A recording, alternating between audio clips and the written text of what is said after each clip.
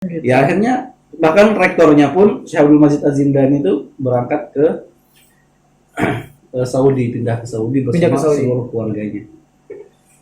Padahal beliau di sana tokoh, ya, termasuk ulama lah. Ulama. Bahkan termasuk ilmuwan, beliau bahkan yang menemukan obat virus HIV. Beliau Serius, bisa Mas? bener, dia menemukan itu. Mungkin itu. Ya Tapi cuma nggak kok diupload ke dunia karena memang dia khususkan untuk apa kalangan sendiri ibaratnya gitu.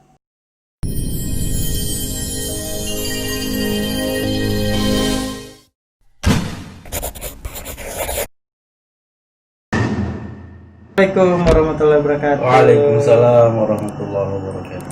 Mas Amrul ini. Gimana kabar, Mas? Alhamdulillah sehat, Sehat, baik. sehat. Alhamdulillah. Sehat, luar Aktivitas biasa. sekarang apa, Mas, ini, Mas? Masih seperti biasa pesantren ngajar. Aja. Pesantren mana, Mas? Saya di salah satu pesantren di Samboja. Oh, Sambuja. Berarti datang Namanya ke sini. Kehidupan Al Hayat kilometer 36. Wih, jauh, Mas. Ya, Berarti naik apa ke sini, Mas? naik kendaraan lah, roda 2 naik motor. Oh, jauh juga ya. Jauh dan dekat itu sebetulnya relatif. Gimana itu relatifnya itu, Mas? Jadi gini, jauh dan dekat itu kan persepsi. Nah, Dan persepsi orang itu kan beda-beda kan. iya, iya. Mungkin bagi eh, siapa namanya? Manggilnya Mas ya. Semarang, Mas. Rusli juga dulu ya. Oke. Bagi Mas Rusli mungkin dari sini ke kilo 36 itu jauh. Iya, iya. Saya Ya. bagi saya jauh. Jauh ya. Bagi saya Kenapa karena nih? saya orang Balikpapan Iya, kan. kenapa jauh? Pertama pasti butuh waktu karena kebiasaan saya kalau melihat sudah kilometer mindset kita pikiran Persepsinya jauh, persepsinya jauh gitu. Dan di antara alasan kenapa dianggap jauh karena jarang ke sana, benar nggak? Betul. Kalau Bisa sering jadi, ke sana, bisa jadi. mungkin bahkan hampir tiap hari, seminggu 2 sampai 3 kali, itu udah jadi kayak rumah biasa aja. Jadi Kayak kebiasaan. jalan ke pekarangan rumah. Oh. Ya, jadi gitu. bagi saya dekat, nggak jauh. Nggak jauh ya. Iya. Terus kalau dari Sambuja nih, pondok ya ke Balikpapan, itu kan naik motor nih, Mas. Ya, Nggak takut apa-apa gitu, Mas, kalau ada apa-apa? Karena kan dulu waktu ini kan mungkin baru-baru terjadi seperti tahun kemarin begal itu kan ada juga, Mas. Nggak betul. takut yang kayak gitu-gituan, Mas? Kayaknya jarang deh itu kejadiannya. Jarang ya. Jarang, nggak, ya jarang lah. Setahu saya kejadian begal itu belum pernah ada daerah kilo, Daerah kilo ya. belum pernah ada. Mungkin di Balikpapan aja kali ya. Balikpapan Dan mungkin di dalam Ada Balikpapan satu ya. dua kali, tapi Oh. kayaknya jarang. Jarang.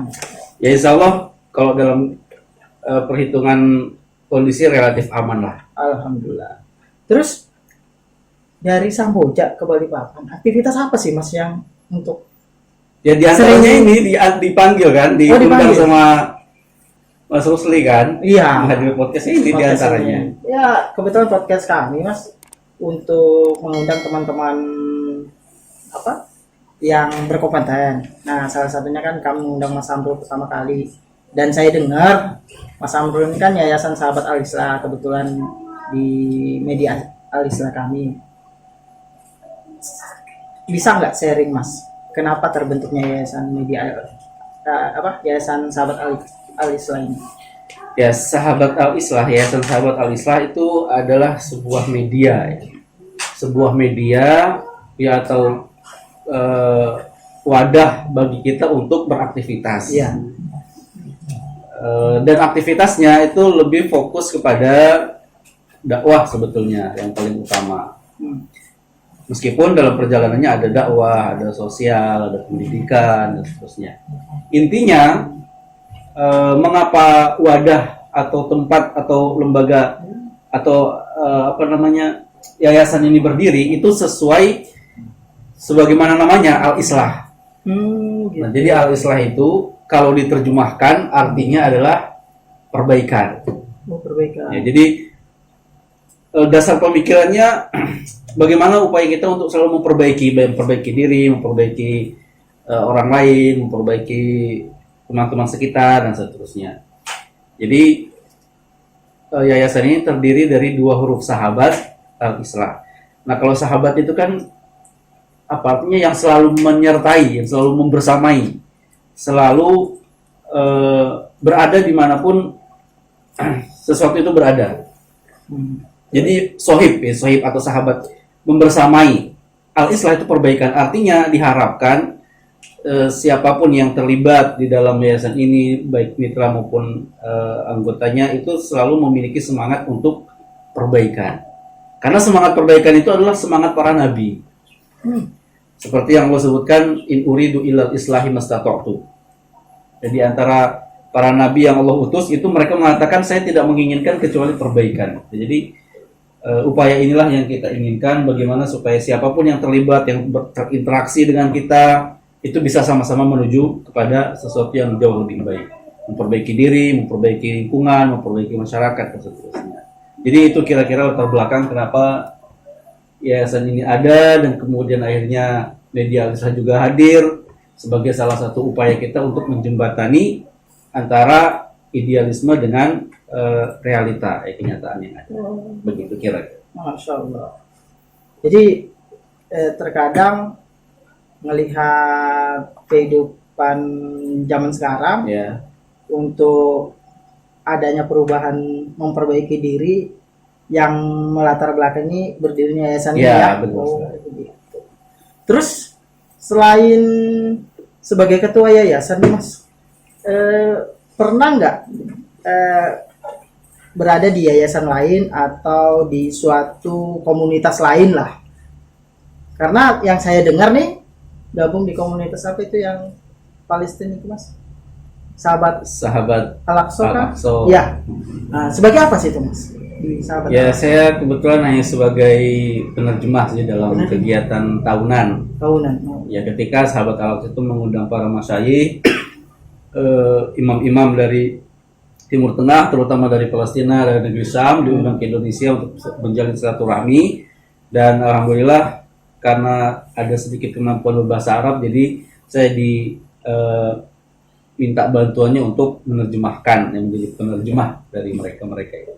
Bisa ceritakan awalnya tuh Mas, supaya teman-teman yang lagi nonton di kita ini supaya tahu latar belakangnya Mas Amrul ini bisa berbahasa Arab gitu. Awalnya gimana itu? Ya, awalnya mungkin karena dulu saya di pesantren ya, jadi Iya.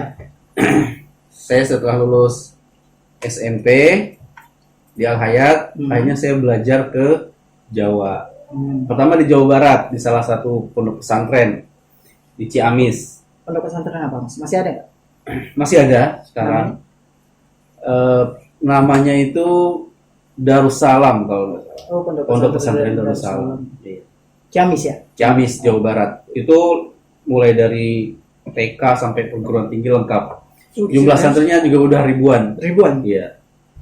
Itu sudah berdirinya memang sudah cukup lama. Kayaknya sebelum kemerdekaan juga sudah ada itu pesantren. Iya. Jadi sudah lama. Nah, cuman saya di situ hanya dapat menjalani selama 1 tahun di kelas 1 Aliyah. Ketika ujian akan naik kelas 2, nah ayah saya itu meninggal. Akhirnya saya pulang ke rumah, dan setelah pulang itu ditanya oleh ibu gimana mau melanjutkan sekolah atau pindah ke tempat lain. Iya, iya. Hanya diskusi-diskusi karena lingkungan dan sebagainya, dan akhirnya disarankanlah oleh salah seorang keluarga di Jawa untuk masuk ke pesantren di Jawa Tengah, di Boyolali. Iya, di Nama pondoknya Mas? Pondok Pesantren Darussyahadah, daerah Simu, Boyolali. Boyolali ya. Dan itu sistem pendidikannya Kuliatul Mu'allimin. Kuliatul Mu'allimin itu artinya belajar untuk menjadi pengajar. Gitu. Dan saya menjalani alhamdulillah selama 3 tahun, dan setelah dari situ setelah lulus ada peluang untuk belajar ke Timur Tengah, ke Yaman. Yaman Mas? Alhamdulillah berangkat ya. Berangkat ya? Iya. Ada ujiannya kan Mas? Dulu saya itu nggak ada. Nggak ada? Nggak ada. Kecuali kalau sudah sampai di sana. Oh. Kalau sudah sampai di sana diuji, tapi ujiannya itu hanya untuk menentukan apakah orang ini layak melanjutkan ke tahun pertama atau harus belajar di pembekalan pembahasaan. Hmm. Jadi setiap mahasiswa asing itu tes dulu, diuji. Dulu. Kalau memang kira-kira dia belum mampu untuk mengikuti pelajaran, karena kan semuanya pasti bahasa Arab kan. Iya, pasti. Nah, jadi dilihat kemampuan dari calon mahasiswa ini sejauh mana dalam penguasaan bahasa Arabnya. Kalau dia sudah bisa, maka dipersilahkan. Tapi kalau belum bisa, dia harus masuk ke kelas pembekalan bahasa Arab. Walaupun hanya itu aja ujiannya sebetulnya. Ujiannya? Nah, lulus nggak lulus, tetap ada pembekalan atau gimana? kalau lulus ya langsung dia ngikutin tahun pertama kuliah. Oh, tahun berapa itu Mas? Saya berangkat itu tahun 2008 kalau nggak salah. Awal 2008. Saya KKN itu Mas. Iya. Nah, Iya 2008. 2008. Sampai tahun berapa itu? Saya cuma dapat 2 tahun, Kenapa? 2010 pulang. Itu lulus? Enggak selesai. Kenapa Mas? Ya karena situasi saat itu cukup mengkhawatirkan. Gejolak politik di dalam negeri yang akhirnya nggak kondusif lah untuk belajar. Jadi mahasiswa-mahasiswa Ya, Indonesia semua sebagian dipulangkan? Pulang atau pindah? Pulang atau Ya, pindah? sebagiannya. Teman-teman Mas ada yang pindah atau ada yang pulang? Ya ada yang pulang, ada yang pindah.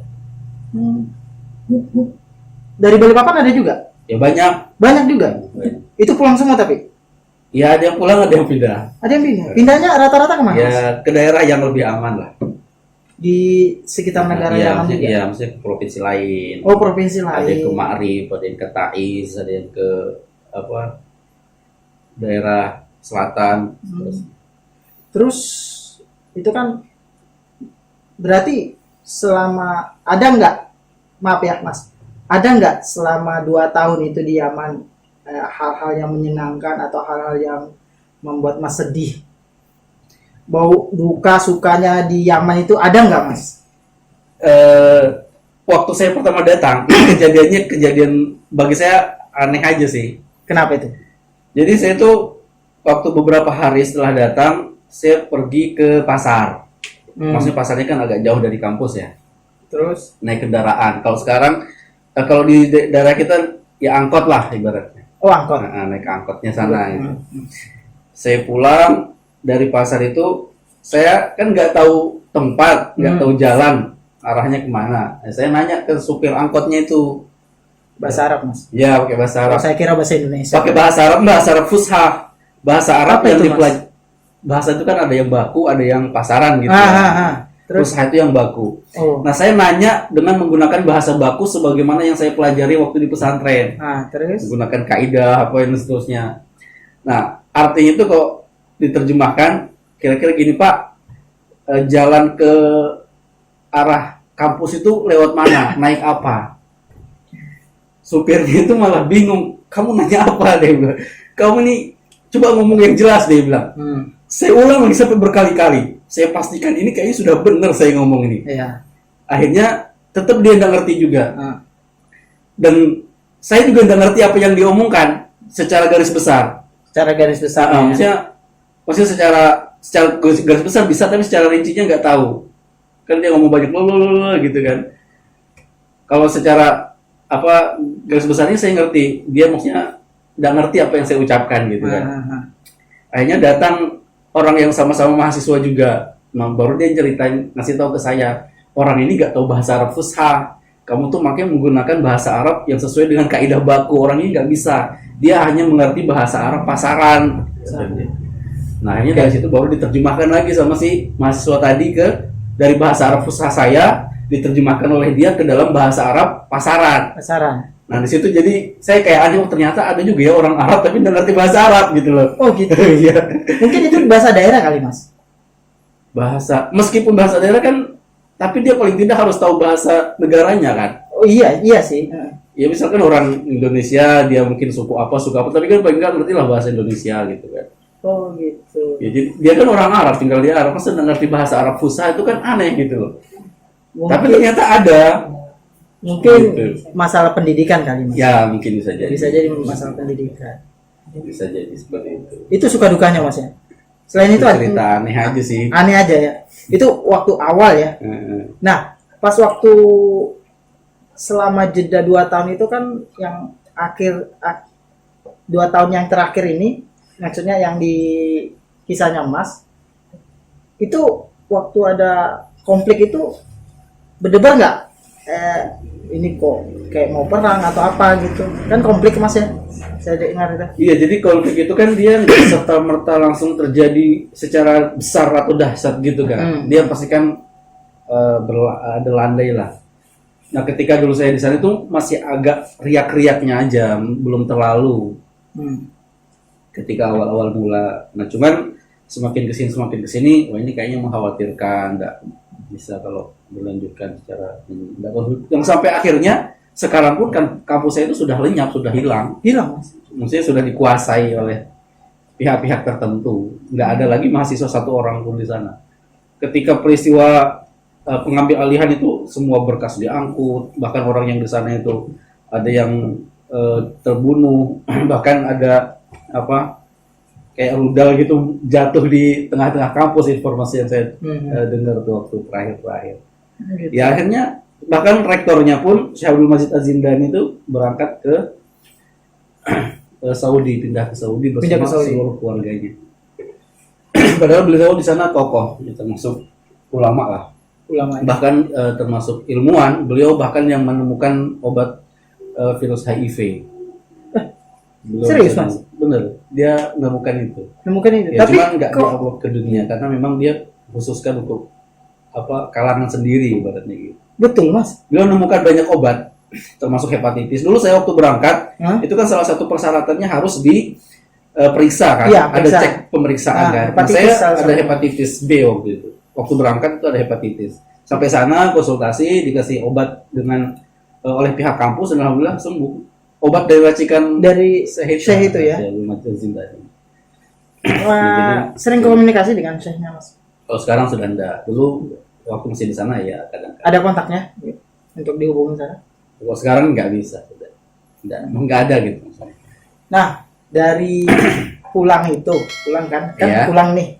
Terus setelah pulang ngapain itu Mas? Siapa tahu kan habis pulang mau dakwah kemana, ke sini sampai akhirnya yang saya sering dengar waktu pertama kali kita ketemu itu Mas, jadi penerjemah itu kan yang sampai ceritain kemarin tadi itu. Ya pulang kembali ke pesantren Hayat. Ya karena memang kan dulu yang mendirikan pesantren itu ayah saya tahun 1990 kalau nggak salah. Ya, jadi karena balik ya pulangnya pesantren lagi. Dan ngajar. Bantu ngajar Bapak ya. Bantu ngajar, tapi tetap ada aktivitas dakwah maksudnya Ya, keluar itu. Kalau sekarang aktivitas dakwahnya agak kurang Mas. Ya karena situasi pandemi sekarang jarang lah sedikit. Kecuali mungkin khutbah Jumat atau kegiatan-kegiatan yang sifatnya kecil seterusnya. Kalau jarang ngisi dakwah, aktivitas di rumah ngapain sih Mas? Saya kebetulan bikin produk ya model kayak gini. Oh ini ya? Iya. Sari kunyit putih, sari ini temulawak, herbal, minuman herbal. Jahe merah. Iya. Herbal. Iya ada kunyit putih, ada temulawak. Idenya dari Syekh yang tadi? Bukan. Oh, bukan. Saya kira dari yang Syekh tadi. Kalau yang saya tadi itu dia kan obat juga Mas. Racikannya sendiri, jadi nggak dipublish. Oh nggak dipublish. Dan itu saya bahannya, Mas. Dan bahannya itu hanya ada di tanah Arab. Oh, jadi bahan utama itu hanya ada di negeri Arab. Di luar itu nggak ada. Uji klinisnya ada nggak waktu Iya. Syekh itu? Ada uji klinisnya. Dan banyak yang berobat ke sana, bahkan dari Eropa datang ke sana untuk berobat. Termasuk penyakit parah Mas ya? Yang saya tahu itu hepatitis sama HIV. Pernah diobati. Iya, yang berobat ke sana. Ini hepatitis juga Mas? Ya, kalau hepatitis tuh kayaknya ini yang kunyit putih sama temulawak. Temulawak. Nah dulu waktu saya berangkat ke sana itu sempat kunyit putih itu dicampur sama lempuyang. Apa itu lempuyang Mas? Ya salah satu jenis rimpang kayak gini juga. Tapi di sana? Enggak, di sini sebelum berangkat. Sebelum berangkat. Jadi salah satu upaya untuk penyembuhan lah, mengurangi.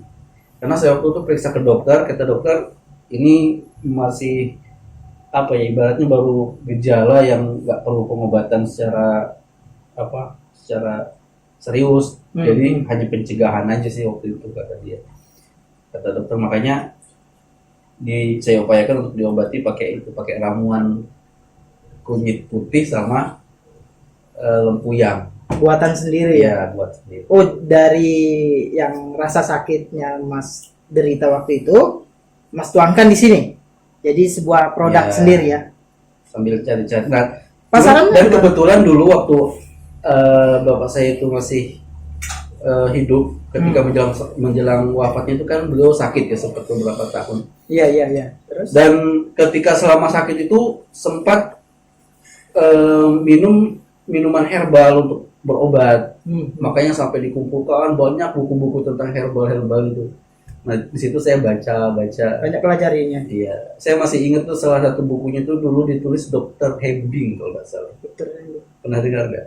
Jadi beliau itu menjelaskan setiap manfaat dari tumbuh-tumbuhan. Ini tumbuhan ini untuk obat ini, untuk obat ini. Ada, coba mungkin cari di Google, ada kali itu Dr. Hembing. Hembing ya. Pernah dengar sih Mas. Pernah dengar ya? Pernah dengar. Iya. Dokter Hembing pernah dengar. Itu mungkin waktu saya tahun 90-an atau Ya, sekitar. 2000-an lah ya. Kalau anak sekarang mungkin nggak kenal. Iya. Kecuali cari di Google Mas baru Iya, kenal betul. gitu. Nah,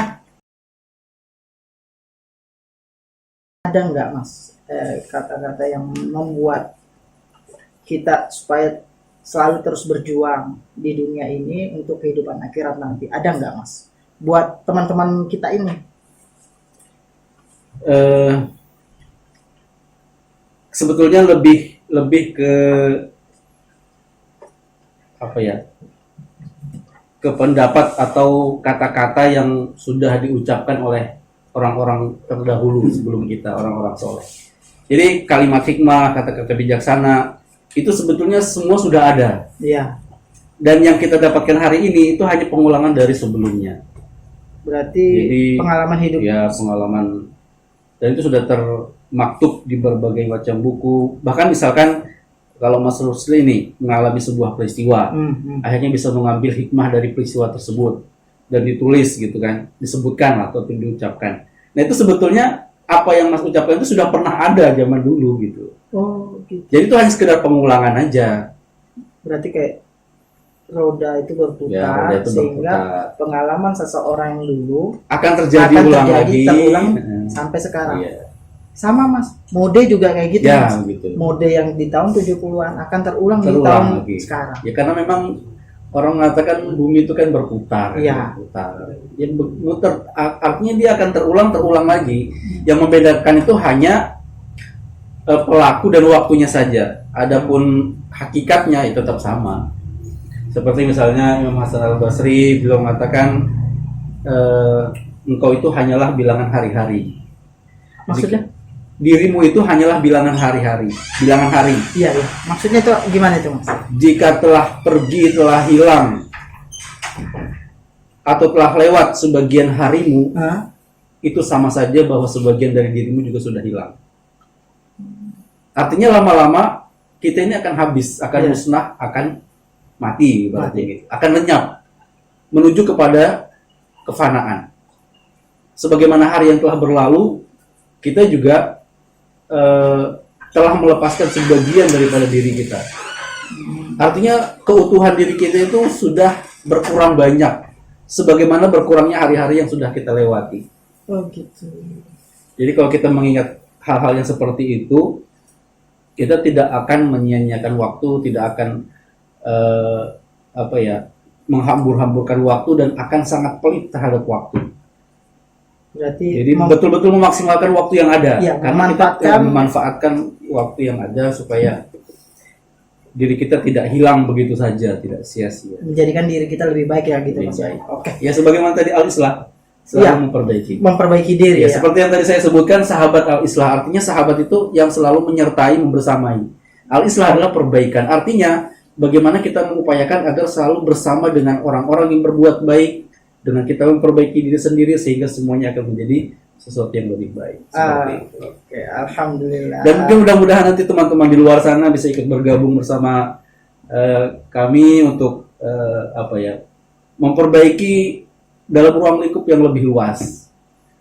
Dan ini sekretariatnya ada di Regensi. Oke. Oh, kalau gitu enak ini bincangnya. Tapi sebenarnya banyak yang saya mau bahas Ya, lagi sih, nanti Mas. bisa kita lanjut lah kapan-kapan. Oke. Kalau gitu makasih loh, Mas. Ya, Kehadirannya sama-sama. Mas Sambo. Syukur. Semoga Terima kasih sukses. banyak. Amin. Usahanya Amin. lancar Amin. dan yayasannya makin maju, dan podcast kami untuk teman-teman yang nonton ini makin banyak subscribe-nya. Amin. Amin. Ya, doakan aja Mas Amin, ya. amin, Oke. insyaallah. Kalau gitu makasih Mas Sambo. Terima kasih. Yo, Syukur, Assalamualaikum jazakallah. warahmatullahi wabarakatuh. Waalaikumsalam warahmatullahi wabarakatuh.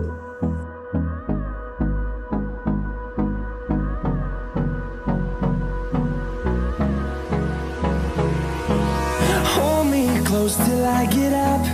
Time is barely on our side. I don't wanna waste what's left.